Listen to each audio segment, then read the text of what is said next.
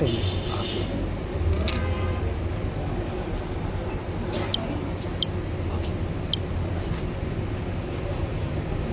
So ఈ రీతిగా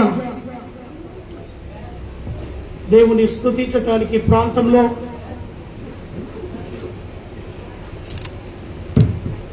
పదిహేడు సంవత్సరాల క్రిందట నన్ను ఎవరైనా చూసిన వాళ్ళు గుర్తుందా? నన్ను ఎవరైనా గుర్తుపడతారా? ఇదివరకు కూడా నేను వచ్చాను సంఘానికి. ఎవరు లేరా? ఎవరు గుర్తుపట్టారు కదా? ఓకే. సో ఈ సంఘం ఇక్కడ నిలబడటానికి మొట్టమొదటి రాళ్ళుగా ఏర్పడటానికి మేము ఎంతగానో ఈ సంఘం గురించి కృషి చేశాం. ఎప్పుడో తెలుసా? 2007వ సంవత్సరం. 7, 8, 9, 10 ఈ 4 సంవత్సరాలు ఎవరు లేరు ఇక్కడ. మేము ఉద్యోగం చేస్తూ ఈ ప్రాంతానికి వచ్చి వెళ్ళేవారము. అయ్యగారికి ఎంతగానో మేము చేదోడు వాదోడుగా, మా అన్నదమ్ములము మేమందరము కూడా సపోర్ట్గా ఈ ప్రాంతంలో ఆయన నిలబడాలని చాలా కష్టపడ్డాం. దేవుని మహాకృపను బట్టి నేడు ఈ యొక్క మందిరాన్ని స్థాపించబడి చక్కగా ఇక్కడ ఆరాధన జరుగుతుందంటే అది ఎంతగానో మరి దేవునికి మహిమ. ఆయన ఉంటే ఇంకా మా గురించి వివరంగా మీతో చెప్పేవాళ్ళేమో, కానీ నా అంతటా నేను పొగటం నాకు ఇష్టం లేదు, కాబట్టి ఇది వదిలేద్దాం. ఓకేనా? మన వాక్యంలోనికి వెళ్దాం.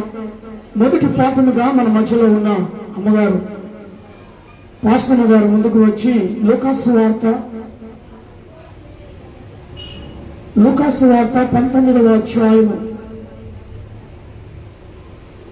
మొదటి 10 వచనాలు మనకు చదివి వినిపిస్తుంది.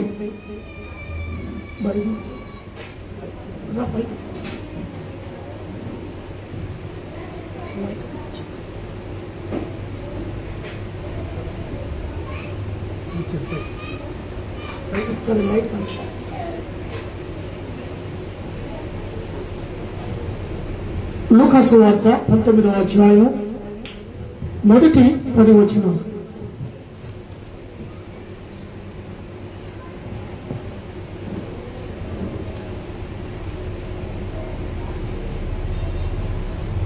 లూకాసు వార్త 19వ అధ్యాయము 1 నుండి 10 వచనము. ఆయన సంచరించుచు యెరికో పట్టణంలో ప్రవేశించి దాని గుండా పోవుచుండెను. ఇదిగో సుంకపు గుత్తదారుడు ధనవంతుడైన చెక్కయ్య అని పేరు గల ఒకడు యేసు ఎవరో అని చూడగోరెను గాని పొట్టివాడైనందున జనులు గుంపు కూడి ఉండుట వలన చూడలేకపోయాను. అప్పుడు యేసు ఆ త్రోవను రానే ఉండెను గనుక అతడు ముందుగా పరిగెత్తి ఆయనను చూచుటకు ఒక మేడి చెట్టు ఎక్కాను. యేసు ఆ చోటికి వచ్చినప్పుడు కన్నులెత్తి చూచి, జక్కయ్య, త్వరగా దిగుము, నేడు నేను నీ ఇంట నుండవలసి ఉన్నదని అతనితో చెప్పగా అతడు త్వరగా దిగి సంతోషముతో ఆయనను చేర్చుకొను. అందరూ అది చూచి ఈయన పాపి అయిన మనుషుని యొక్క బస చేయి వెళ్ళనని చాలా సణుగుకొనిది. జక్కయ్య నిలవబడి, ఇదిగో ప్రభువా, నా ఆస్తిలో సగము బీదలకు ఇచ్చుచున్నాను. నేనెవని యొద్ద నైనను అన్యాయముగా దేనినైనను తీసుకొని నేడలా అతనికి 4 అంతలు మరలా చెల్లించునని ప్రభుతో చెప్పెను. అందుకు యేసు, ఇతడును అబ్రహాము కుమారుడే, ఎందుకనగా నేడు ఈ ఇంటికి రక్షణ వచ్చి ఉన్నది. నశించిన దానిని వెతికి రక్షించుటకు మనుష్య కుమారుడు వచ్చనని అతనితో చెప్పెను. చదవబడిన వాక్యము దేవుడు దీవించుగాక. రెండవ పాఠముగా మరి 18వ అధ్యాయం లూకాసు వార్త 21వ వచనం నుంచి 30వ వచనం మన మధ్యలో నాయ గారు.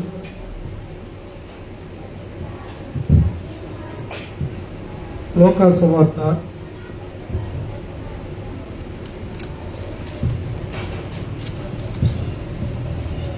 21 నుంచి చదువుకుందామండి. అందుకతడు బాల్యము నుండి వీటన్నిటిని అనుసరించి ఉన్నానని యేసు విని, నీకు ఇంకొకటి కొదవగా ఉన్నది, నీకు కలిగి ఉన్నవనియు అమ్మి బీదలకిమ్ము, అప్పుడు పరలోకమందు నీకు ధనము కలుగును. నీ వచ్చి నన్ను ఎంబడించమని అతనితో చెప్పాను. అతడు మిక్కిలి ధనవంతుడు కనుక ఈ మాటలు విని మిక్కిలి వ్యసనపడగా యేసు అతను చూసి, ఆస్తి గల వారు దేవుని రాజ్యంలో ప్రవేశించుట ఎంతో దుర్లభము. ధనవంతుడు దేవుని రాజ్యంలో ప్రవేశించుట కంటే సూది బెచ్చములో ఒంటె దూరుట సులభమని చెప్పాను. ఇది వినిన వారు, అలాగైతే ఎవడు రక్షణ పొందగలడని అడుగుగా, ఆయన మనుషులకు అసాధ్యములైనవి దేవునికి సాధ్యములని చెప్పెను. పేతురు, ఇదిగో మేము మాకు కలిగినవన్నీ విడిచిపెట్టి నిన్ను వెంబడించితిమి కదా. ఆయన దేవుని రాజ్యము నిమిత్తము ఇంటినైనను భార్యనైనను అన్నదమ్ములైనను తల్లిదండ్రులైనను పిల్లలైనను విడిచిపెట్టిన వాడెవడును ఇహమందు సాలనెట్లును పరమునందు నిత్యజీవము పొందకపోవునని నిత్యముగా వానితో చెప్పుచున్నానని వారితో అనెను. దేవుడి లేఖన భాగం మన వెనుకలో భద్రపరచును గాక. ప్రార్థన చేసుకుందాం. ప్రార్థన చేసుకుందాం. తల వంచుకొని, ప్రేమ నమ్మకము గల ప్రియ పరలోకపు తండ్రి, ఉన్నవాడవు అనువాడవు నాయన, నీ వాక్యమును చదువుకున్నాం, ఆ వాక్యమును ధ్యానించనై ఉన్నాం. మాతో మీరు మాట్లాడి నాలో నీ ఆత్మ నుంచి మాట్లాడుతూ సహాయాన్ని దయచేయగలరని యేసు నామములో అడిగి వేడుకుంటున్నాను తండ్రి, ఆమేన్. ఈ సమయంలో 2 అధ్యాయాలను చదువుకున్నాం. అక్కడ 2 వ్యక్తులను మనం చూసాం. ఇది చాలాసార్లు ఈ యొక్క అంటే ఈ అంశాలను లేదా ఈ సందర్భాలను ఎన్నో మార్లు మనం ధ్యానించే ఉండవచ్చు. కానీ ఈరోజు తిరిగి వీటిని నెమరు వేసుకుంటున్నామంటే దానిలో ఉన్న ఆ భావాన్ని, ఆ వ్యక్తులను మనం అర్థం చేసుకుందాం. ఇహలోకంగా జీవిస్తున్న మనము వీళ్ళలాగానే జీవిస్తూ ఉన్నాం. వీళ్ళలో ఎలాంటి మార్పు ఉన్నదో అది గమనించాలి. రక్షణ అనుభవంలోనికి మనం వెళ్ళాలి. కాబట్టి రక్షణలోనికి రావాలి అంటే యేసును వెంబడించాలి. ఇక్కడ మొదటిగా మనం చదువుకున్న దానిలో మరి జక్కయ్య గురించి చాలా తేటగా ఆయన అక్కడికి ప్రాంతానికి వెళ్ళాడు. ఆ ప్రాంతంలో మరి వెళుతుండగా సుంకరుడైన గుత్తేదారుడు లేదా సుంకపు అధికారి ధనవంతుడు ఒకంతగా ఇచ్చి 2 అంతలుగా వసూలు చేసే వ్యాపారవేత్త నాలేను, అంతగా చెప్పాలండి. మంచి ధనికుడు, ఆస్తిపరుడు, ఏ లోటు లేనివాడు, ఏ కొదవ లేనివాడు, ఇతరులకు వారి ద్రవ్యాన్ని ఇచ్చి రెట్టింపులుగా దానిని స్వీకరించేవాడు. లేకపోతే ఖచ్చితంగా వారిని బాధ పెట్టైనా, వారిని హింసించైనా, బెదిరించైనా ఆ యొక్క డబ్బును వసూలు చేసుకునే వ్యక్తిగా ఈ ధనవంతుడు ఉన్నాడు. కానీ ఈయనకు ఒక లోపం ఉన్నది. మానవులలో ప్రతి ఒక్కరికి లోపం ఉంటుంది. ప్రతి ఒక్కరికి లోపం లేని వారు ఎవరూ లేరు. కొందరికి అబద్ధాలు ఆడే లోపం ఉంటుంది, కొందరికి వ్యభిచారం చేసే లోపం ఉంటుంది, కొందరికి త్రాగుబోతుగా ఉండే లోకము ఆ యొక్క వ్యసనాలు ఉంటాయి. ప్రతి ఒక్కరికి ఒక బాధ పట్టి పీడిస్తూ ఉంటది. బాధ ఏమైనప్పటికీ ఈ వ్యక్తిలో ఒక మార్పు రావటం గొప్ప ధన్యత. ధనవంతుడైన వాడు యేసును ఎందుకు చూడాలనుకున్నాడు? ధనవంతుడైన వాడు ఎందుకు యేసును చూడాలి అనే ఆశ తనలో రావటం జరిగింది? ఆయనకేమన్నా డబ్బు కొద్దువనా? పేరు లేదా? ఆ ఊరిలో, ఆ ప్రాంతంలో, ఆ పట్టణంలో జక్కయ్య అంటే చెప్పేవాడు కోకొలలుగా ఉన్నారు. చిన్నపిల్లలు మొదలుకొని పెద్దవారి వరకు అడ్రస్ ఉన్న వ్యక్తి. పొట్టివాడైనా ఆయనకు అడ్రస్ ఉన్నది, ఆయన గురించి తెలుసు. అందరూ కూడా ఆయన గురించి వివరిస్తారు. ఫలానా ఇంటి దగ్గర ఆయన ఉంటాడు అని అడ్రస్ కలిగిన వ్యక్తి. ఆ వ్యక్తికి యేసయ్యను చూడడానికి గల కారణం ఆయనలో ఆశ ఎందుకు పుట్టింది? దేవుడు నశించిన దానిని వెతికి రక్షించటానికే ఈ లోకానికి వచ్చాడు. కాబట్టి నశించిపోతున్నాడు. ఆస్తి ఉన్నా, అంతస్తు ఉన్నా, ఆయన కేర్ ఆఫ్ అడ్రస్ ఎక్కడంటే యేసు దగ్గరికి రాకపోతే నిత్య నరకమే. అవునంటారా కాదంటారా? డబ్బున్నా కూడా ఆయన పరలోకాన్ని మనం కొనగలుగుతాడా? లేదు. డబ్బున్నా ఏదున్నా యేసు దగ్గరికి రావలసిన వాళ్ళే, యేసు రక్తంలో కడగబడిన వారే, యేసును హృదయంలో స్వీకరించిన వాళ్ళే వారికి మొదటి స్థానముగా ఉంటుంది. కాబట్టి ధనవంతుడైన వాడు ఆయనకొకడు లోపముగా ఉన్నది. ఆ లోపం ఏమిటో తెలుసా? పొట్టివాడు. ఎలాంటి లోపము? పొట్టివాడు. ఎందుకంటే జనసమూహము యేసయ్య ఎక్కడికి వెళ్ళినా అక్కడ తండోపతండాలుగా పబ్లిక్ తో నింపబడి ఉంటాడు యేసయ్య. దారి పొడుగునా యేసు క్రీస్తు ప్రభు నజరేయుడైన యేసు వస్తున్నాడు అని వింటే చాలు, ఆ ప్రాంతంలో ఉన్న చుట్టుపక్కల గ్రామాలన్నీ కూడా తండోపతండముగా యేసును వెంబడిస్తారు. యేసు ఆ గుంపులో ఈయనకి కనబడడు. పొట్టివాడు, లోపమున్న వ్యక్తి. మరి ఆయన యేసును చూడాలి అంటే ప్లాన్ వేశాడు. ఏం చేశాడు? ప్లాన్ వేశాడు.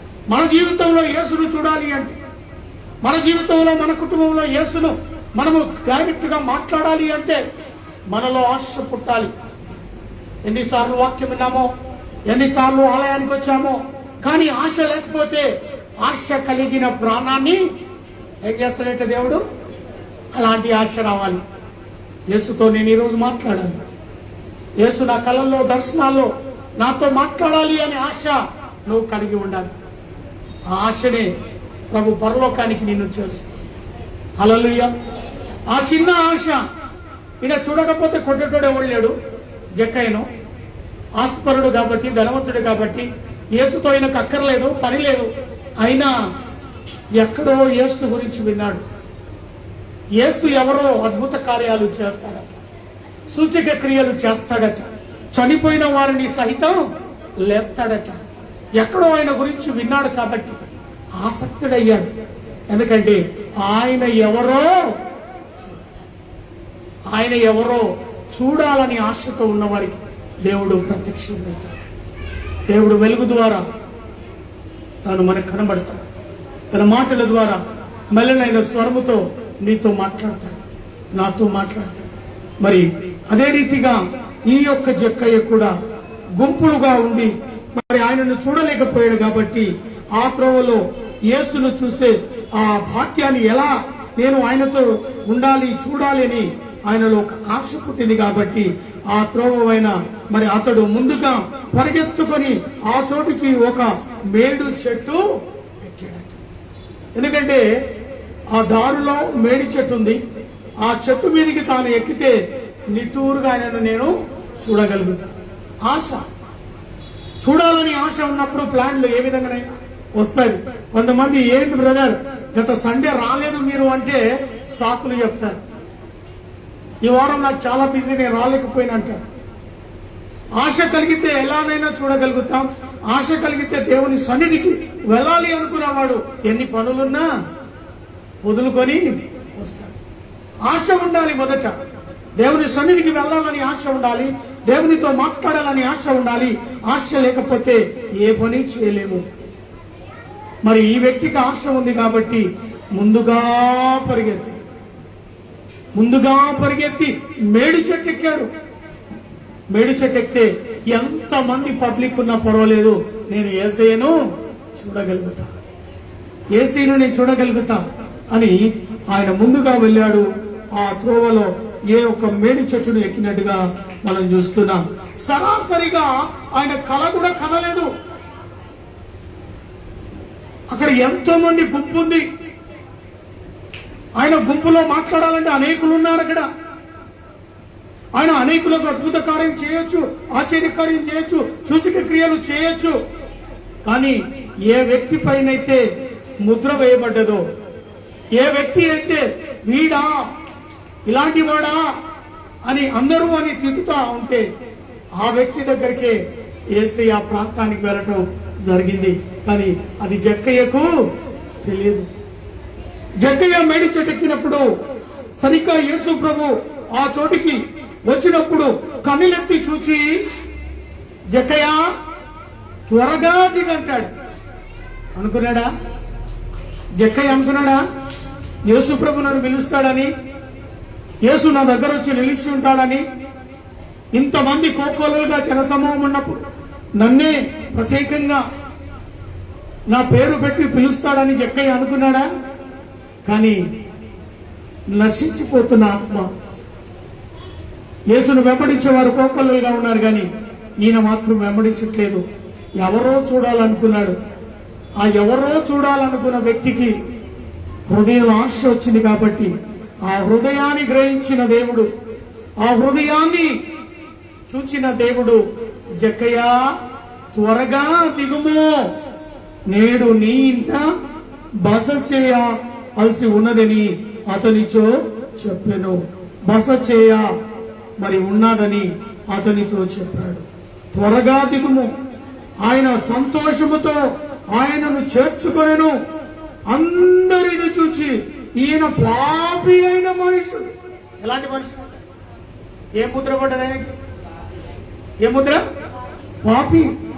భయంకరమైన ముద్ర. ధనవంతుడే, ఏ లోటు లేదు, పూటకు ఆహారం తినవచ్చు, పూటకు ఒక వస్త్రం దొరకవచ్చు, ధనికుడే, ధనవంతుడే ఆయన. కానీ ప్రజల దృష్టిలో, అక్కడున్న గుంపు వారి దృష్టిలో ఆయన మీద ఏముందో తెలుసా? పాపి. అయ్యో, యేసు ప్రభుకు ఏమన్నా మతి లేదా? ఇంతగా జనసమూహం మేముంటే ఈ పాపి అయిన మనిషి ఇంటికి వెళ్తాడండి. సరే, జనసమూహంలో ఈవెన్ అక్కడ నువ్వు నేనున్నా కూడా అదే ఆలోచన చేస్తాను. ఆ వ్యక్తి స్వభావం తెలిసిన వాళ్ళు ఏ ఒక్కరు కూడా అంగీకరించారు. ఆ వ్యక్తి ఎలాంటి వాడు, ఆ వ్యక్తి ఎలాంటి వసూళ్లు చేస్తాడో డబ్బులు ఇచ్చి, ఆ వ్యక్తి గురించి తెలిసిన వాడు ఏ ఒక్కడు ఒప్పుకోడు. అదే జరిగింది అక్కడ. వీడు పాపి అని ముద్ర వేశారు. ఒకటికి రెండంతలుగా వీడు వసూలు చేస్తాడు, ద్రోహంగా అన్యాయంగా వీడు డబ్బులు తింటూ ఉంటాడు అని వీడికి పాపి అని పేరు.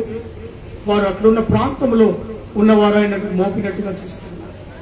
నా ప్రియ సహోదరి సహోదరుడా, ఈరోజు అలాంటి ముద్ర ద్వారా నిన్ను కూడా ఇబ్బందులు పెడుతున్నారా? బాధ పెడుతున్నారా? వీడు ఇంతే, ఈమె ఇంతే, ఎన్నడూ మారరు వీళ్ళు, వీరి జీవితంలో మార్పు లేదు, ఎందుకు పనికిరాడు అన్నారా? అంటున్నారా? అయినా చింత లేదు. యేసు ప్రభు అలాంటి వ్యక్తుల కొరకే ఈ లోకానికి వచ్చాడు.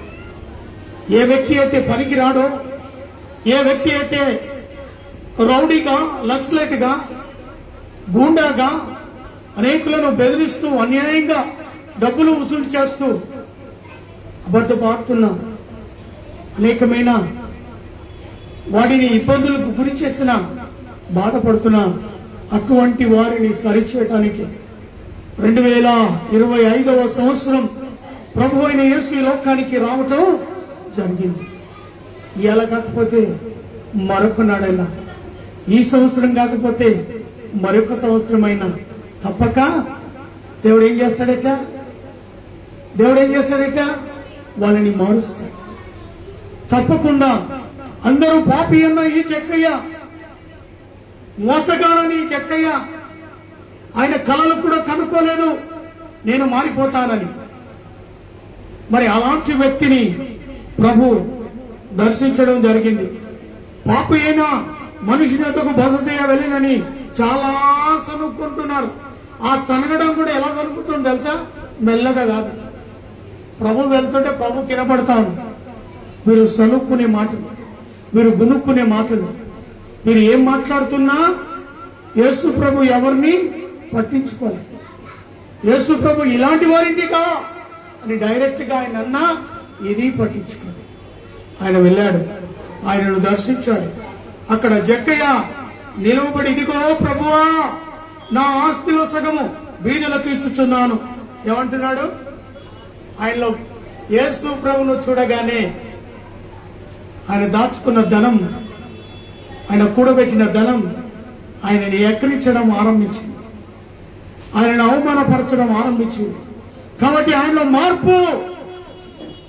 ఏమంటున్నాడు? ప్రభా, అన్యాయముగా నేను ఎవరితోనైనాను ఒక్కంతా తీసుకునే ఎడలా వాడికి తిరిగి 4 గంటలు. ఇది కదా మార్పు, ఇది కదా కావలసింది. ఈ మార్పు కొరకే కదా ప్రభు వచ్చింది. పాపి అయిన మనిషిని ఇంటికి బస చేయవెళ్ళింది ఆ మనిషిని మార్చడానికే కదా, ఆ మనిషిలో మార్పు రావడానికే కదా, ఆ పాపి అనే ముద్రను తీసివేయడానికే కదా. ఆయన లోపము పొట్టువాడైనా ఆ లోపము ఆయనకు ఏమాత్రం అడ్డు రాలే. యేసు ప్రభును చూడటానికి ప్లాన్ చేశాడు. యేసు ప్రభును ఆయనను చూశాడు. ఆయనలో వచ్చిన మార్పును బట్టి ఆయన అంటాడు, జక్కయ్య, మరి ఆయన ఇదిగో ప్రభువా, నా ఆస్తిలో సగం వాళ్ళకి ఇచ్చుచున్నానని చెప్పాను. అతని మరి 4 గంటలుగా మరలా చెల్లించునని ప్రభుతో చెప్పాను. అందుకు యేసు, ఇతను అబ్రహాము కుమారుడే, ఎందుకనగా నేడు ఈ ఇంటికి రక్షణ. మనలో మార్పు రావాలి, ఆ ఇంటికి రక్షణ రావాలి, ఆ ఇంటికి విడుదల కలగాలి, ఆ ఇంటిలో శ్రమ తొలగిపోవాలి, ఆ ఇంటిలో కష్టాలు తొలగిపోవాలి, ఆ ఇంటిలో అప్పులు తొలగిపోవాలి, ఆ ఇంటిలో ఉన్న బాధలు తొలగిపోవాలి, ఆ ఇంటిలో అనారోగ్యం తొలగిపోవాలి. హల్లెలూయా. ఇది కదా యేసు ఆ ఇంటిలోకి వెళ్ళగానే ఆయనలో గొప్ప మార్పు. యేసు ఆ ఇంటిలోనికి వెళ్ళగానే ఆ మనిషిలో మార్పు. అన్ని వెకరిస్తూ ఉన్నాయి. అన్యాయంగా నువ్వు టీవీని అన్యాయంగా ఈ యొక్క ప్రాంతంలో ఇవన్నీ సమకూర్చావు. ఎందుకు? సిగ్గుమాలిన పని చేసి జక్కయ్యకు మార్పు రావటం, జక్కయ్యలో ఉన్న మార్పును బట్టి ఈయన కూడా అబ్రహాము కుమారుడే. ఎవరైనా సరే మారిపోతారు. ఒకప్పుడు నేను త్రాగుబోతుగా ఉన్నా. మీ అయ్యగారు నా ఇంటికి వచ్చారు. అప్పుడే తాగా, నేను కూర్చున్నాను. అయ్యగారు ఆ వీధిలో ఏదో పని మీద కొంతమందిని తీసుకొని వచ్చాడు. ఫిలిం నగర్ ప్రాంతంలో నేను ఉన్నాను. అప్పుడు నేనే, బ్రదర్ రండి లోపలికి అని పిలిచాను. నేను ఒక దైవజనుని కుమారుణ్ణి. మా తాతగారు దైవజనులే, మా నాన్న దైవజనులే. కానీ నా స్థితిగతి ఎలా ఉండేది అంటే, నేను లోకానికి సంబంధించిన వ్యక్తిగా జీవించాను. ఒక త్రాగుబోతుగా కుటుంబానికి నరకాన్ని చూపిస్తూ, ఆ నరకం ఎట్లుంటుందో తెలియదు, కానీ నా నరకాన్ని చూసిన నా భార్య బిడ్డ వారికి తెలుసు. అలాగా బాధ పెట్టి, అలాగా హింసించి, అలాగా వారిని కొడుతూ బాధ పెడుతున్న సమయంలో అయ్యగారు మరి నాతో పరిచయం కావడం, ఆ సమయంలోనే నేను లెంట్ డేస్ రావటం. లెంట్ డేస్ లో నా గొప్ప మార్పు ఏంటో తెలుసా? దేవుని సన్నిధిలో ఎప్పుడు నేను ఉపవాసం ఉండేది కాదు. ఆ ఉపవాసం గుడ్ ఫ్రైడే రోజు ఎప్పుడైపోతుందా అని ఎదురు చూస్తూ ఉండేవాడిని. ఆ ఒక్కరోజు ఉండటానికి కూడా బాధతో వేదనతో ఉండేవాడిని. అలాంటి వ్యక్తిని 40 రోజులు ఉపవాసం ఉండడమే కాదు, 250 రోజులు ఉపవాసం ఉన్నాను. హల్లెలూయా. రోజుకు 18 నుంచి 19 గంటలు వితౌట్ వాటర్, నీళ్లు కూడా తాగకుండా 18-19 గంటలు ఉపవాసం ఉండి ఈ బైబిల్ను కంప్లీట్ చేశాను. నాకు బైబిల్ రెఫరెన్స్ తెలియదు, అయ్యగారి కొడుకునే, కానీ లోకరీతిగా జీవించిన వ్యక్తి. బైబిల్లో ఎక్కడ ఏ అధ్యాయం ఉంటుందో తెలియదు. నా జీవితం అది చాలా ఆర్భాటంగా, గంభీరంగా కనబడే మనిషిగా ఆ చివరిలో కూర్చునేవాడిని. చర్చిలో ఎవరైనా దైవజనులు వాక్యాన్ని బోధిస్తుంటే, ఇక చాలులే ఆపే అని అక్కడి నుంచి అరిచేవాళ్ళు.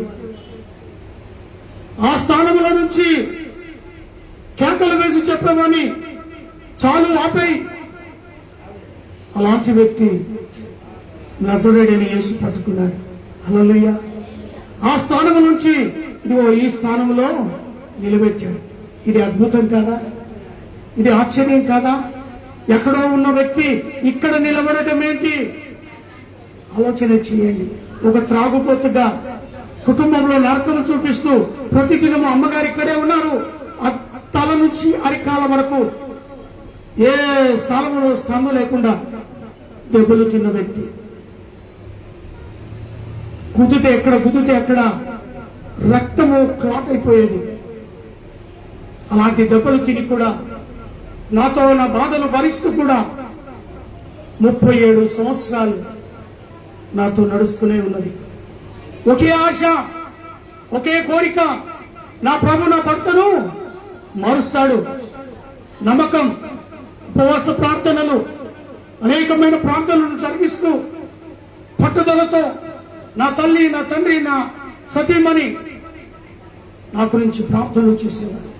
నా తల్లి అనేది ఆ బాధను చూడలేక, తను పడుతున్న శ్రమను చూడలేక, వీడు చచ్చిపోతే బాగుండు, ఏదో ఒక కారు కిందనో లారీ కిందనో యాక్సిడెంట్ అయి చనిపోతే మా పేరు, మరి ఇంతగా దౌర్భాగ్యంగా మా పరిస్థితిని చేస్తున్నాడు, వీడు చనిపోతే బాగుండు, మాకు పుట్టకపోతే బాగుండు అని విసుగు నా తల్లి తండ్రులు బాధపడ్డారు.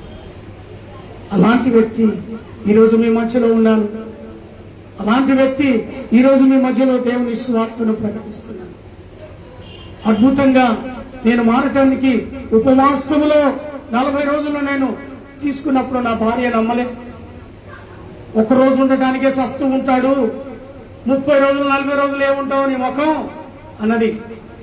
ఆ రోజు చెప్పి ఆ రోజు కూడా నేను మధ్యాహ్నం సేవించి సోఫా మీద ఉండినప్పుడు ప్రభు నాతో మాట్లాడుతున్నాడు. ½ అన్ అవర్ ప్రభుతో నేను పోరాడుతూ ఉన్నాను. ప్రభు, వాక్యం తెలియదు, వాక్యం చదవలేను, రెఫరెన్స్ తెలియదు, అలాంటి వాడిని నన్ను నిలబెడతానంటావు, నేను ఎలా నిలబడాలి? అప్పుడు మోషేను జ్ఞాపకం చేశాడు. మోషే నత్తివాడు, 40 సంవత్సరాలు నడపలేదా? నా శిష్యులు 12 మంది 7 డిగ్రీలు చేశారు, చేపలు పట్టడం కూడా రాదే, అలాంటి వారిని నేను శిష్యులుగా చేసుకున్నాను, నీకు తెలియదా అని మాట్లాడుతున్నాను. అద్భుతంగా ఆ రోజు నేను చెప్పాను నా భార్యతో, మా నేటి నుంచి నేను ఫాస్టింగ్ లో ఉంటాను అన్నప్పుడు చాలా సంతోషపడింది. అంత బాగుంది. మా అన్న నేను ఇద్దరం ఆఫీసులో చేస్తాం. మా అన్ననేమో అదే చర్చి నడుపుతా ఉంటాడు. ఆయన ఇమీడియట్లీ ట్రాన్స్ఫర్ అయింది ఎక్కడికి, వనపర్తికి. తప్పనిసరిగా చర్చిలో నేను వాక్యం చెప్పాలి, 40 రోజులు ఉపవాస ప్రార్థనలు జరపాలి. అలాంటి సిచ్యువేషన్ లో ప్రభు పట్టుకున్నాడండి. హల్లెలూయా. ఆశ కలిగింది. నా భార్యతో అన్నానమ్మా, నాకు వాక్యం రాదు, రెఫరెన్స్ తీయలేను, నువ్వు నాకు సహాయం చేయాలి. ఆమె రాత్రి పగలు అక్కడ ఉద్యోగం చేస్తూ రాత్రి 1 గంట 2 గంటల వరకు కూడా బైబిల్ చదువుతూ ఆ చదివింది రాసుకొని అక్కడ కంటిన్యూ చేసుకుని తిరిగి 3 గంటలకి వాక్యాన్ని బోధించడానికి వెళ్ళేవాడిని. అలాగా 40 రోజులు గడిచిపోయింది నా ప్రియ సహోదరి సహోదరుల. ఆ తర్వాత పాప 10th క్లాస్ ఎగ్జామ్స్ రాసింది. ఎగ్జామ్స్ లో రిజల్ట్స్ లో పాస్ కావాలి అంటే మళ్ళీ నేనేం చేయాలి? ఉపవాసంలో ఉండాలి, కంటిన్యూ. అది 250కి. ఎప్పుడైతే 250 డేస్ కంప్లీట్ అయినాయో నా బైబిల్ చదవడం కంప్లీట్ అయింది. మా ఇద్దరి మధ్యలో నేను దేవుని మా కృపను బట్టి కొంచెం తర్జుబాగా అక్కడనే ఇంట్లోనే మా క్లాసెస్ జరిగినాయి. ఆ తర్వాత అయ్యగారు పరిచయం అయింది. అయ్యగారు, మరి ఇప్పుడు నేను ఏం చేయాలి? పాపను పాస్ అయినట్టుగా దేవుడు నాకు కలలో మాట్లాడాడు, చెప్పేశాడు. రిజల్ట్స్ రాలేదండి అప్పటికి. రిజల్ట్స్ రాకముందే పాస్ అయినట్టుగా, ఫస్ట్ క్లాస్ పాస్ అయినట్టుగా ప్రభు నాతో చెప్పాడు. ఇప్పుడు రిజల్ట్స్ రాకమునిపే నేనేం చేయాలి? కృతజ్ఞత ప్రేయర్ మీటింగ్ పెట్టాలి. అయ్యగారితో అన్నప్పుడు తప్పకుండా పని మీరు చేయండి అన్నాడు ఫ్రాన్సిస్ అయ్య గారు. అప్పుడే వారిని పిలిచాను నేను. అయ్యా, 3 రోజులు మనం ఇక్కడ ప్రేయర్ మీటింగ్ జరుపుదాం అన్నాను. హల్లెలూయా. మా ఇంటి దగ్గర ఏర్పాటు చేశారు. నా గల్లి చాలా చిన్నది అయినా స్టేజ్ వేశాను, భోజనాలు పెట్టాను. 3 రోజులు ఈ కుటుంబము మా కుటుంబముతో కలిసి, నా కుటుంబముతో కలిసి, నా అన్నదమ్ములతో కలిసి, నా తల్లిదండ్రులతో కలిసి దేవుడు చేసిన మేలులకై, అయ్యా నీ తల్లిదండ్రులను సన్మానించినప్పుడే భూమి మీద నీవు దీర్ఘాయుష్మంతుడు అగుతావు అని అన్నాడు. వెంటనే నా తల్లిదండ్రులను నేను సన్మానించడం జరిగింది. వారిని షాల్ వేసి మరి అయ్యగారు మూడు రోజుల సాయంత్రము మరి అక్కడ మెసేజ్ జరపడం, మరి అక్కడ టెలికాస్ట్ పెట్టి ఇలాంటి ఫిలిం వేసి చూపించడం జరిగింది. అలాగా 3 రోజుల ప్రోగ్రాం అద్భుతంగా మరి మమ్మల్ని దేవుడు అయ్యగారితో కలిసి మరి ఆ యొక్క ప్రాంతంలో సువార్తలు ప్రకటించడం, ఆనాటి నుంచి నైట్ వరకు కూడా ఎక్కడో ఒక దిక్కు నేను వాక్యాన్ని ప్రకటిస్తూనే ఉంటాను. హల్లెలూయా. నాది ఫేస్బుక్ ఆన్లైన్ సర్వీస్. నాకు దాదాపుగా 2000 మంది నా ఫేస్బుక్ లో ఉంటారు. మినిమం 1000 తప్పక నాకు ఫాలోవర్స్ ఉన్నారు. దేవునికి మహిమ కలుగునుగా.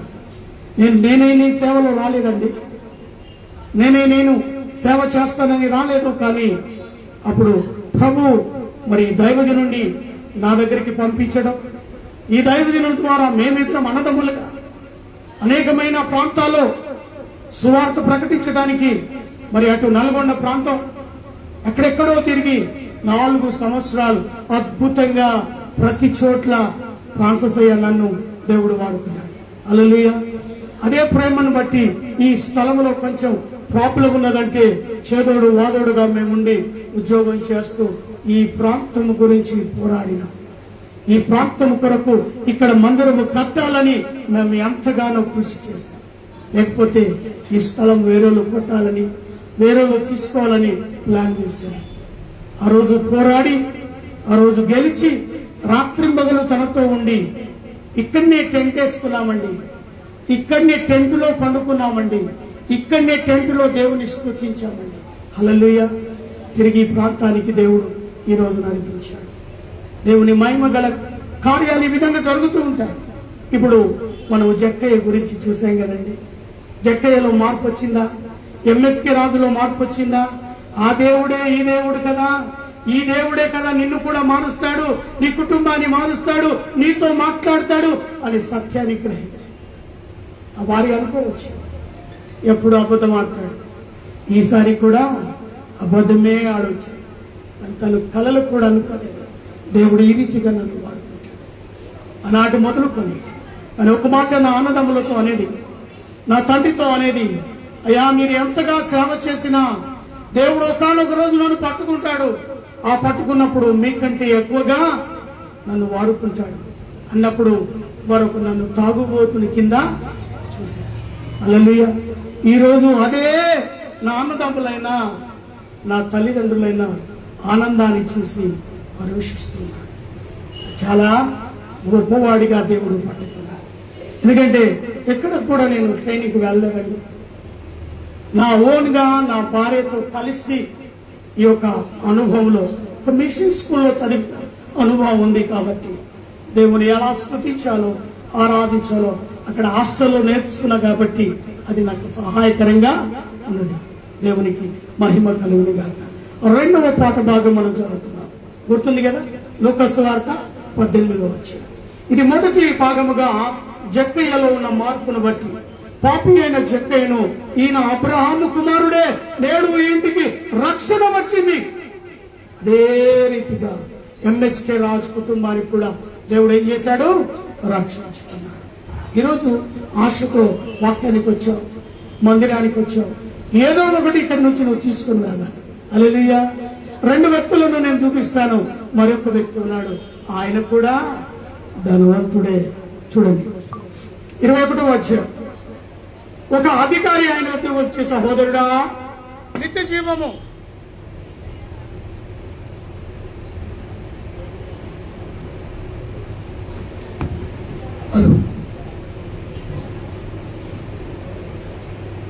నిత్య జీవము పొందుటకు నేను ఏమి చేయవలనని ఆయనను అడిగాను.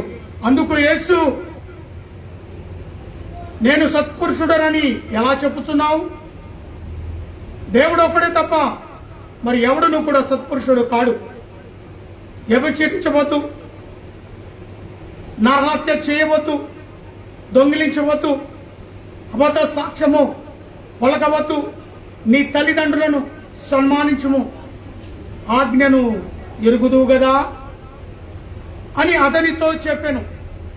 ఇక్కడ మనము మారితేనే అన్నదమ్ములను, అక్క చెల్లెళ్లను, బంధుమిత్రులు కింది వచనంలో ఉంటుంది, వాళ్ళందరినీ వదిలిపెట్టాలి అని మాట్లాడుతూ ఇక్కడ వ్యభిచారం చేయవద్దు అంటాడు, దొంగిలించవద్దు అంటాడు, నీ తల్లిదండ్రులను సన్మానించమంటాడు.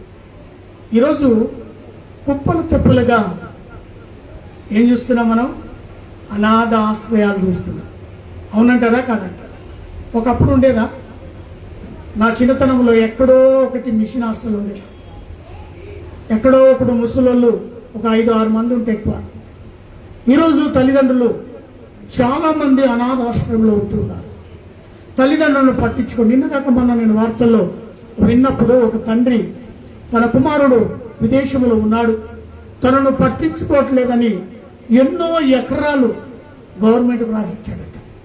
నాకు అవసరం లేదు, నన్ను చూడని కొడుకు ఈ ఆస్తికి వారసుడు ఎలా అవుతాడు?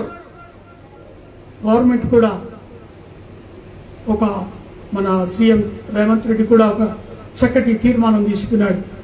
ఎవరైతే చక్కగా బాగా సంపాదిస్తున్నారో వారి యొక్క రాబడిలో నుంచి తల్లిదండ్రులను చూడకపోతే 15% కోతకు వస్తుంది. ఎంత? 15%. మరి ఎంత జీతం ఉండని, 1,00,000 ఉండదు, 2 లక్షలు, దాంట్లో ఎంత స్థానమంట? 15% వారి జీతం నుండి కట్ చేసి డైరెక్ట్గా వారి తల్లిదండ్రులకు ఇస్తాడట. జ్ఞాపకం ఉంచుకోండి. తల్లిదండ్రులను సన్మానించమన్నాడు, తల్లిదండ్రులను చూడమన్నాడు. మొన్న ఒకరోజు టీవీలో చూసినప్పుడు భయంకరంగా తల్లి వృద్ధురాలను చూసి ఆ కుమారుడు భయంకరంగా తన భార్య కలిసి చెట్ల పొదల్లో వేసి కొడుతూ ఉన్నారు, పీక పిసుకుతూ ఉన్నాడు. ఒక్క ముద్ద పెట్టడమేనా? ఒక్క ముద్దకే కావాలంటే ఏదో చిన్నపాటి రోగం ఉంటే ట్రీట్మెంట్ కోసమే కదా ఆ వృద్ధులు ఆశించేది. వారికి ఒక పూట అన్నం కొరకే కదా. అన్నం పెట్టలేక బరువై కొడతారా, కొట్టి చంపేస్తారా? భయంకరమైన పరిస్థితులండి బయట భయంకరంగా ఉన్నాయి. తల్లిదండ్రులు పట్టించుకోలేని కుమారులు తల్లిదండ్రులను ఏ మాత్రమో పట్టించుకోకుండా అనాథలుగా విడిచిపెట్టి రోడ్డు మీద అడుక్కుంటున్నారు. ఒకప్పుడు ఆస్తిపరులే బిడ్డల గురించి ఆస్తి సమకూర్చిన వాళ్ళే, బిడ్డలకు ఉన్నతంగా ఉండాలని చదివిపించిన వారే. నేడేమైపోయింది? ఆస్తి లేక వారికి పంచిపెట్టి అనాథలుగా అడుక్కుంటున్నారు. అలాగా కొక్కులలుగా పుట్టగొడుగుల్లాగా అనాథ ఆశ్రయాలు వెలిగిపోయాయి. ఒకవేళ అలాంటి పరిస్థితులు నీ యొక్క తల్లిదండ్రులు ఉంటే జాగ్రత్త, భద్రం. దేవునికి సమాధానం ఇవ్వాలి, దేవుని కోర్టులో నువ్వు సమాధానం పలకాలి. నీ తల్లిదండ్రులను సన్మానించువాడు వాడు నిన్ను 100 ఏళ్లుగా జీవిస్తానని దేవుడు సెలవిచ్చాడు. నీ తల్లిదండ్రులను సన్మానిస్తున్నావా? వ్యభిచారం చేయకూడదు, దొంగలించకూడదు, అబద్ధ సాక్ష్యం పలకకూడదు. వాటిని అంగీకరిస్తున్నావా? ఏది దేవుడు చూస్తున్నాడా? ఒకప్పుడు నా పని కూడా అదే. కిచెన్లో నేను మద్యాన్ని తాగుతుంటే ఎవరి కంట్ల పడతలేను కదా అనుకుని అలాగ చీకటిగా కిచెన్లో కూర్చొని తాగుతున్నా చూసేవాడు పైనున్నాడు, పైనుంచి చూస్తా ఉన్నాడు కదా. ఎక్కడ దాగుకున్నా, ఎవరు చూడకపోయినా, నన్ను ఎవరు చూస్తలేరు అనుకున్నా దేవుడు చూస్తూ ఉన్నాడు, కనిపెడుతూ ఉన్నాడు. మనం చేసే ప్రతి పాపాన్ని, మనం మాట్లాడే ప్రతి అబద్ధమును దేవుడు గమనిస్తున్నాడు. మరి ఇవన్నీ చెప్పుకుంటా ఆ యవనుని దగ్గరికి వచ్చాడు దేవుడు. అందుకు మరి అతడు అంటాడు, బాల్యము నుండే వీటిని అన్నిటిని అనుసరించుతూనే ఉన్నాను అంటే.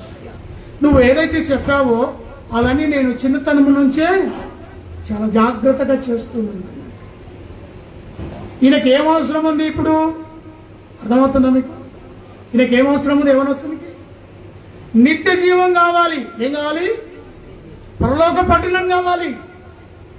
ఆస్తిపరుడు కదా, ధనవంతుడు కదా, ఏ కొదవలేని వాడు కదా.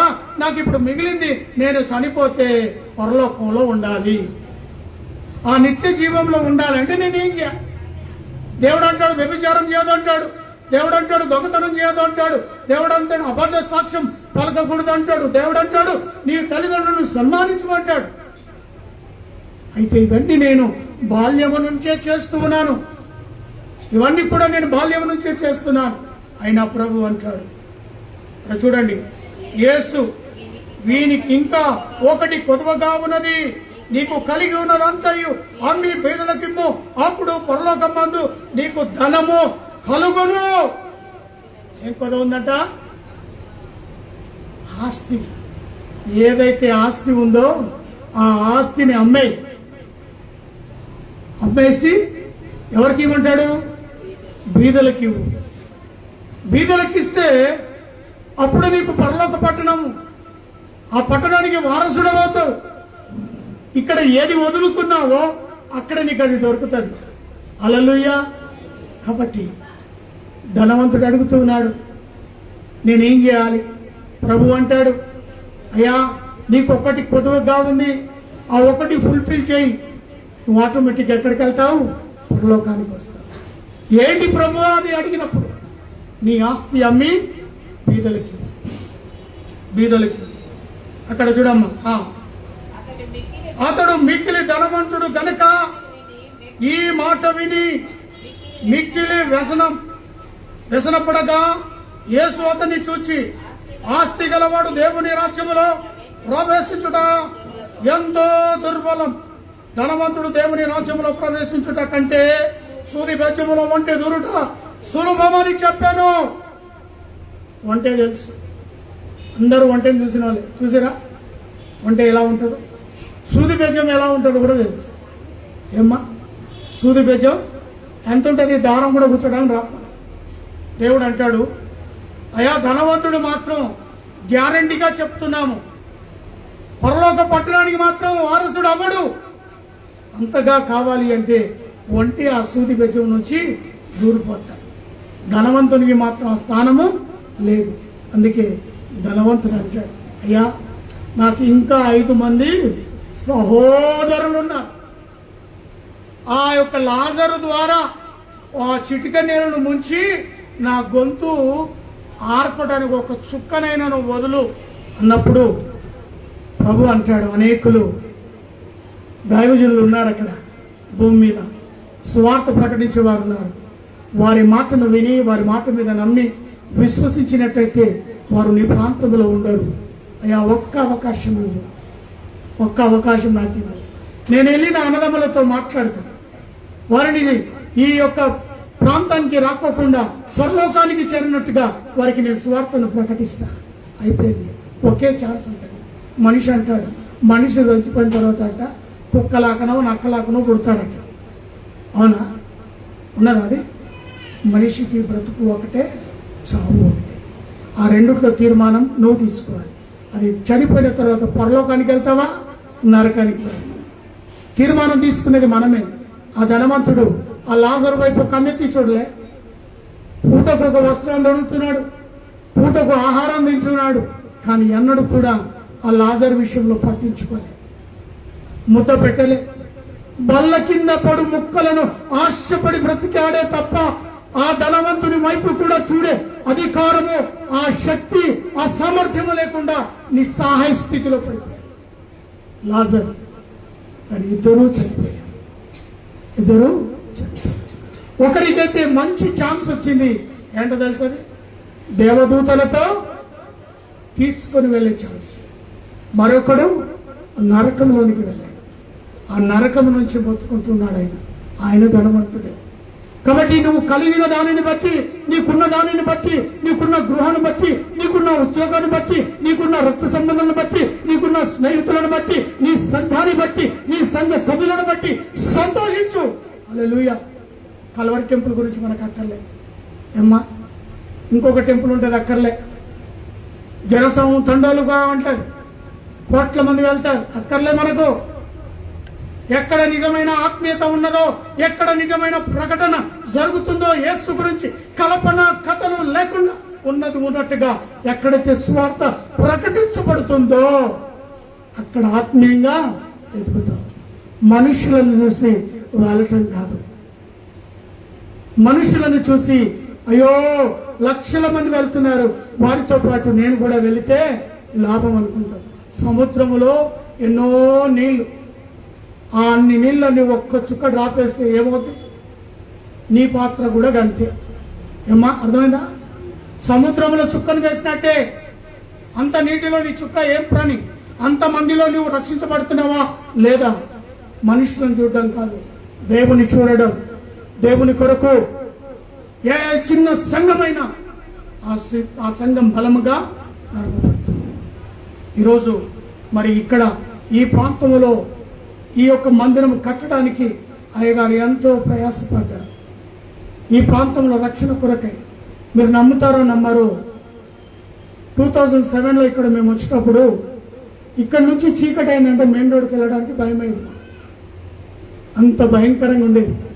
ఈరోజు చూస్తుంటే ఆశ్చర్యానికి గురవుతున్నా నేను. అదే ప్రాంతమా, అదే ఏరియానా మనం వెళ్ళేది? ఎక్కడ చూడు ఇల్లే, ఎక్కడ చూడు ఇల్లు అయిపోయాయి. ఒకప్పుడు చీకటిలో మేము ఇక్కడ ఉండి ఈ కూలి పని చేయించి ఇంటికి వెళ్ళాలంటే భయపడేవాళ్ళం. అలాంటి పరిస్థితి 17 సంవత్సరాలు. ఎంత గొప్ప మార్పు. ఈ ముందున్న రోడ్డు చాలా చిన్నది, బైక్ మాత్రమే వెళ్ళేది మీ ముందున్న రోడ్డు. అలాంటి రోడ్లో మేము వచ్చాం. ఈరోజు ఇది హైవేగా తయారైపోయింది. ముందల్ని అన్ని వెహికల్ ఇటు నుంచే వెళ్తున్నాయి. హల్లెలూయా! ఎంత గొప్ప దేవుడు చూడండి. ప్రాంతాన్ని, భయంకరమైన పరిస్థితులను మార్చగల దేవుడు. ఇంత డెవలప్మెంట్ చేశాడు. మరి ఈ యొక్క ఆస్తిపరుడు, మిగిలిన ఆస్తిపరుడు గనుక ఆయన ఏం చేశాడంట? హృదయంలో నొచ్చుకున్నాడంట. ఒక వ్యక్తి ఏమో హృదయంలో నుంచి ఆనందం వచ్చి, ఈయన అబ్రహాము కుమారుడే, నేడు ఈ ఇంటికి రక్షణ వచ్చింది. ఆయన పాపి అయిన వాడు రక్షించబడ్డాడు. ధనవంతుడైన వీడు ఏం చేశాడు? వ్యసనపడ్డాడు. ఉన్న ఛాన్స్, అద్భుతమైన ఛాన్స్ అంటారు కదా, అలాంటి ఛాన్స్ ఏం చేసుకున్నాడు? కూడగొట్టుకున్నాడు. వ్యసనపడ్డాడు. ధనవంతుడు వ్యసనపడ్డానికి అంటాడు దేవుడు, అయ్యా నీవు ప్రవేశించుట దుర్బలం, ఒంటె సూది బెజ్యంలో చూడటం. అందుకే 26వ వచనం అంటాడు, ఇది వినిన వారు అలాగే ఎవడు రక్షణ పొందునని అడగగా ఆయన మనుషులకు అసాధ్యమైనది దేవునికి సాధ్యమని చెప్పెను. పేతురు, ఇదిగో మేము మీకు కలిగి ఉన్నదన్నిటిని విడిచిపెట్టి నిన్ను వెంబడిస్తున్నామనగా. పేతురుతో మాట్లాడుతున్నారు. చాలా మంది అక్కడ ఉన్నారు. వాళ్ళు అంటున్నారు, అయ్యా మేము కూడా అన్ని అమ్మేస్తాం, ఆస్తులు అమ్మాం, అన్ని అమ్మాం, ఈరోజు మిమ్మల్ని మేము వెంబడిస్తాం. ఇది కావాలి. ఇలాంటి వారు రక్షింపబడతారు. అందుకే దేవుడు ఇక్కడ ఇంకా మాట్లాడు 29లో, ఆయన దేవుని రాజ్యమును నిమిత్తమై ఇంటినైనను, భార్యనైనను, అన్నదమ్ములనైనను, తల్లిదండ్రులనైనను, పిల్లలనైనను విడిచిపెట్టి వాడెవడును ఈ అమందు చాలా రెట్టును పరమందు నిత్య జీవమును పొందునని నిశ్చయముగా మీతో చెప్పుచున్నానని అతనితో చెప్పు. యమందును మా తాతగారు ఉన్నాడు, మా నాన్నగారి యొక్క ఫాదర్. తలకు నూనె లేకపోతే, ఇది ప్రాక్టికల్గా చెప్తున్నానండి, నా కళ్ళారా నేను చిన్నగున్నప్పుడు మా తాతగారి దగ్గరికి వెళ్ళినప్పుడు ఆయన చేసిన అద్భుతం. ఆయనంటే ఆయన కాదు, ఆయనలో దేవుడు చేసిన అద్భుతం. ఆయన ప్రార్థన చేసి అక్కడ మంచినీళ్ళ చెంబు ఉండేది, చెంబులో నీళ్లు తీసుకొని చేతిలో పోసుకున్నాడు. చేతిలో పోసుకొని నన్ను పిలిచాడు. పిలిచి నా తల నూనె లేకుండా ఉండేదన్నట్టు పిలిచి ఆ నీళ్లను పోసి ప్రభువా అని ప్రార్థించి ఆ నీళ్లు నా తల మీద వేసి రుద్దాడు. రుద్దినప్పుడు మంచి తైలముగా, సువాసన వచ్చే తైలముగా మల్లెపూల వాసన వచ్చేది. హల్లెలూయా! ఎంత గొప్ప దేవుడు అండి. చేతుల రుద్ది మంచినీళ్ళు తలకు రుద్దగానే మంచి మల్లెపూల వాసన వచ్చేది. అలాగా మా తాతగారు, మా నాన్నగారు ఇలాంటి అద్భుతాలు ఎన్నో దేవుని ద్వారా చేస్తున్నారు. మరి ఆ రకంగా మరి ఈ యొక్క కుటుంబాన్ని విడిచిపెట్టాలి అని ఈ వాక్యమును చేతబట్టుకొని మా తాతగారు కుటుంబాన్ని వదిలి మరి ఆ కాషా వస్త్రాలు ధరించుకొని ఆయన ఈ మాటను విని భార్య బిడ్డలను విడిచి వెళ్ళిపోయాడట సాధువుగా. ఏమంటే ఈ వాక్యమే, అన్నదమ్ములనైనను, అక్క చెల్లెలనైనను, బంధుమిత్రులైనను, భార్యనైనను, ఇంటినైనను వదిలిపెట్టన్నప్పుడు ఈ వాక్యాన్ని చేతపట్టుకొని ఆయన మరి ఆ రీతిగా వెళ్ళిపోతే అలనాడున్న బిషప్లు, అయ్యగారులు ఈనాడు పట్టుకొని, ఓ బాబు అలా కాదు, భార్యను విడిచిపెట్టాం, పిల్లలను విడిచిపెట్టాం, అది మంచి పద్ధతి కాదు, వారితో ఉండే నువ్వు సువార్తను ప్రకటించు అని ఎంతో నచ్చజెప్పి తిరిగి కుటుంబానికి కలిపారట. ఈ రకంగా వారి యొక్క పరిచయం మా తాతగారి. అలాంటి అద్భుతమైన పరిచయంలో ఈ యొక్క వాక్యాన్ని బట్టి ఎంతో మంది కూడా అలాగా ఆత్మీయ జీవితాన్ని గురించి వెళ్ళిపోయిన వారు ఉన్నారు. నా ప్రియ సహోదరి సహోదరుడా, 2 విషయాలు నేను మీతో మాట్లాడాను. 2 వ్యక్తుల గురించి మీతో చెప్పాను. మొదటి వ్యక్తిగా ఆ ఇంటికి రక్షణ వచ్చింది, రెండవ వ్యక్తికి వచ్చిన ఛాన్స్ను వదిలిపెట్టుకున్నాను. ఈరోజు అడుగుతున్నాను, ఈ మధ్యాహ్న కాల సమయంలో నువ్వు ఏ ఛాన్స్కు ఛాన్స్ ఇస్తావు? మొదటిదా, రెండవది? తీర్మానం నీ చేతిలో. నువ్వే ఎవరొచ్చి నీకు ఈ విధంగా కావాలని చెప్పరు. తీర్మానము తీసుకో. తీర్మానము తీసుకునే ఛాన్స్ దేవుడు నీకు ఇచ్చాడు. కాబట్టి ఈరోజు తీర్మానము తీసుకునే సమయంలో దయచేసి ఒక్కసారి లేచి నిలబడతారు. దేవుని సన్నిధిలో వాక్యం విన్నాం. ఇంతవరకు వాక్యం ఏ రీతిగా నీ హృదయంలో పనిచేసిందో, దేవుడు నీతో ఎలా మాట్లాడాడో, ఆ 2 వ్యక్తుల్లో ఏ వ్యక్తిగా దేవుడు నీతో మాట్లాడాడో, నీ హృదయంతో మాట్లాడాడో, చిన్నగా కళ్ళు మూసి విత్తబడిన వాక్యాన్ని బట్టి ప్రభుని అడగండి. ప్రభు సన్నిధిలో అడిగితేనే ఆశపడిన ప్రాణాన్ని తృప్తిపరుస్తాడు. జక్కయ్య ఆశపడ్డాడు, ఏకంగా తన ఇంటిలోనికే వెళ్ళాడు.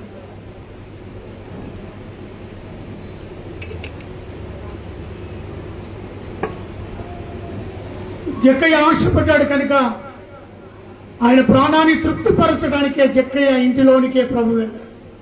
ఈరోజు నీ ఒంటి చేతులతో ఇక్కడి నుంచి వెళ్ళటం కాదు, ప్రభు నీతో నీ ఇంటిలోనికి వెళ్తాడు. నీకున్న మరి ఏదైతే అస్వస్థతలో ఉన్నవారు, ఆర్థిక ఇబ్బందులో ఉన్నవారు, అనేకమైన ప్రాబ్లమ్స్తో ఉన్నవారు, ఎవరికి చెప్పలేని పరిస్థితిలో ఉన్నవారు, 12 సంవత్సరాలుగా రక్తస్రావముతో ఉండిన స్త్రీ యేసు చెంగును పడితే చాలు, అక్కడ కూడా 1000 మంది పబ్లిక్. ఆమె ఆశపడ్డది, చెంగు ముట్టుకుంటే చాలు నేను స్వస్థత అవుతా. అలాంటి విశ్వాసం నేడు మీ హృదయంలో ఉండాలి. విత్తబడిన వాక్యం పనిచేయాలి అంటే దేవుణ్ణి అడగాలి. ఎలాంటి పరిస్థితుల్లో ఉన్నావో నీ పరిస్థితి ప్రభావం ఎంఎస్కే రాజును చూసిన దేవుడే. అలనాడు త్రాగుబోతుగా ఉన్నప్పుడు, అలనాడు కుటుంబాన్ని వేధిస్తున్నప్పుడు దేవుడు స్వరాన్ని ఏ విధంగా వినిపించాడో అదే రీతిగా ఈరోజు మధ్యాహ్న సమయం మీతో దేవుడు మాట్లాడడానికి సిద్ధంగా ఉన్నాడు. యేసు ప్రభువా నా హృదయంలోనికి రా. యేసు ప్రభువా మా ఇంటికి రండి. నాతో పాటు నేను ఆనందాన్ని ఇవ్వండి. జక్కయ్యకి ఇచ్చిన ఆనందం నాకు దయచేయి. అయా, ఇంకొక ధనవంతుడు ఆనందాన్ని కోల్పోయాడు. ఆస్తిపరుడు కనుక హృదయంలో నొచ్చుకున్నాడు కాబట్టి అయా మంచి అవకాశాన్ని కాల రాసుకున్నాడు. నాయన, నాకైతే అవకాశం ఇచ్చావు, నాకైతే స్వస్థత ఇచ్చావు, నాకైతే వినటానికి మంచి వాక్యాన్ని ఇచ్చావు. నాయన, నీకు స్తోత్రాలు. విత్తబడిన ఈ వాక్యం మా హృదయంలో నీరు కట్టి ఫలింపచేయండి. దేవుణ్ణి అడగమ్మా. మధ్యాహ్న కాల సమయంలో నువ్వు అడుగు. ఆయన నీ కోరికలను తీరుస్తాడు, నీ వ్యసనాలను తీరుస్తాడు.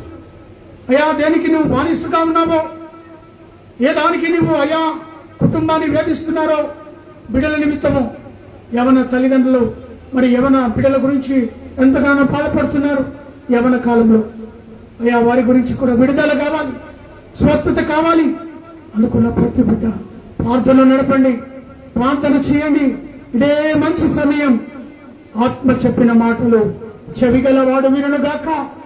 అయ్యా, సమయం పోతున్నదమ్మా. రేపు వచ్చే వారం చూద్దామంటావా? అయ్యా, రేపు ఆలోచన చేస్తా అంటావా? ఇదే మంచి సమయం, అనుకూలమైన సమయం. దేవుడు నీతో మాట్లాడాడు. అయ్యా, మాటలను అంగీకరించు. మహాపరిశుద్ధుడైన ప్రేమ కలిగిన తండ్రి, దయగలిగిన యేసు ప్రభువా, మీ పాదాలకు వందనాలు. లెక్కలేని స్తోత్రాలు నాయనా. ఈ సమయంలో వాక్యము విత్తబడిన వాక్యం ప్రతి హృదయంలో నేను కట్టి ఫలింపచేయండి. అవును మా ప్రభువా, ఆశ కలిగి జక్కయ్య వలె ప్రభువా నేడు ఇంటికి రక్షణ రావాలి. ఆశతో రక్షణను చేపట్టుకొని ఇక్కడి నుంచి వెళ్ళడానికి సహాయం ఇచ్చింది.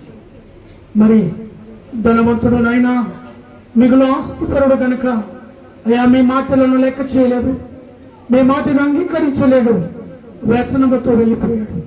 ఆ రకమైన మనసు మాకొద్దు. నీ మాటకు లోబడి నీ మాటను నైనా నమ్మి విశ్వసించి నీ త్రోవలు నడిచి లోకాన్ని జయించి పరలోక పట్టణానికి వారసులుగా నేటి దినం మీరు మాత్రం మాట్లాడినందుకు స్తోత్రం. హృదయపూర్వకంగా విత్తబడిన వాక్యం నీరు కట్టి ఫలింపచేసి నాలోని ఆత్మ నుంచి మాట్లాడినందుకు స్తోత్రం. ప్రత్యేకంగా కూడి వచ్చిన బిడ్డలందరినీ కూడా మీరు జ్ఞాపకం చేసుకొని మహిమ పొందగలరు. అయ్యా మరి దైవజనుని తన సతీమణి కొరకు ప్రార్థిస్తున్నాం. వారి యొక్క వివాహ దినము సంఘముతో కాకుండానైనా వారు విదేశంలో ఉంటూ ఉన్నారు. అటు వారిని వారి యొక్క దాంపత్య జీవితాన్ని నీ సేవలో ముడిపడి వారు ముందుకు కొనసాగులాగున ఈ సంవత్సరంలో కూడా నేను దయా కిరీట వారికి ధరింప చేసినందుకు స్తోత్రం. మమ్మల్ని ఈ ప్రాంతానికి నడిపించావు. పరిచర్యలో ప్రభావం మీరు మమ్మల్ని వాడుకున్నందుకు ఆహ్వానించిన బిడ్డలను బట్టి, ఇక్కడ ఉంటున్న దైవజనులను బట్టి, కూడా వచ్చిన సంఘాన్ని బట్టి ప్రార్థిస్తుంది. ప్రతి ఒక్కరిని దీవించి ఆశీర్వదించగలను యేసు నామములో అడిగి వేడుకుంటున్నాను తండ్రి. ఆమేన్. కూర్చుందా. ఒక పాట పాడతా, ఒక వచ్చిన ఒక పల్లె పాట తీసి ఒకసారి పాట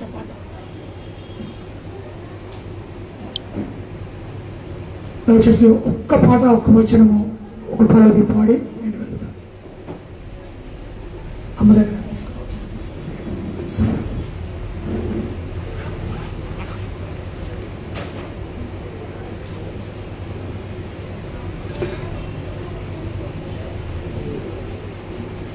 స్తుతి చేసి నే పాడనా స్తోత్ర గీతం భజించి నే పొగడనా స్వామి. స్తుతి చేసి నే పాడనా స్తోత్ర గీతం. హల్లెలూయా హల్లెలూయా హల్లెలూయా హల్లెలూయా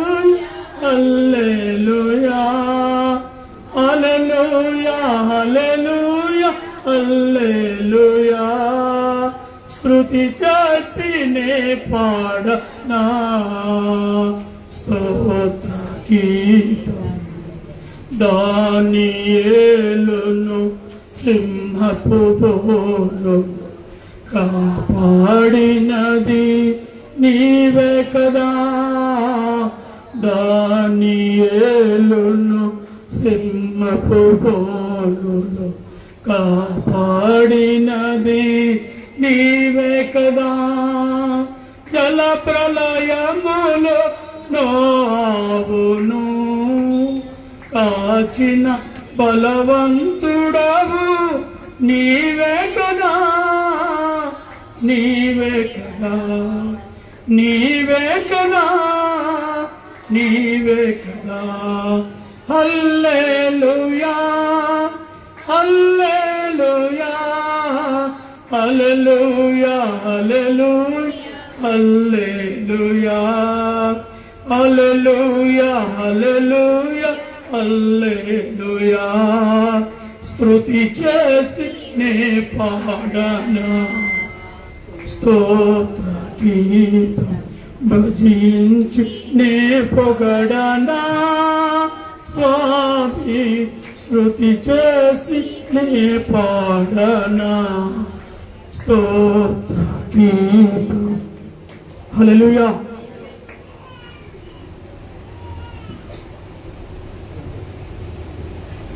థ్యాంక్ యూ గారు.